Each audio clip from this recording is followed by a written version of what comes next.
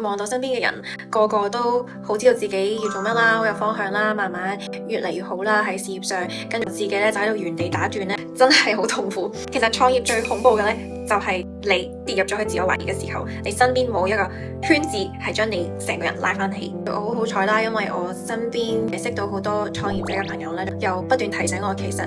呢一個自我懷疑只係個階段，唔好將佢去定義自己。我做咗一件事，就係好用心咁樣盡我所能去幫佢哋。譬如我之前啦就去咗做規劃師啦，牽紅線啦，等佢哋可以互相幫忙啦。當我去幫佢哋嘅時候呢，我就慢慢發現到，原來我都有能力可以幫到我好想幫嘅人。咁而呢一個感覺呢，就將我喺自我懷疑嘅 cycle 裏面拉翻出嚟。所以當你跌入去一個好懷疑自己嘅階段嘅時候，必須要揾一個好好嘅支撐 group， 令到你自己揾翻自己嘅狀態，並且 keep 住去幫人， keep 住用行動去揾翻你自己嘅能力。希望我哋大家都可以做到互相托舉之間，慢慢變強，慢慢變好。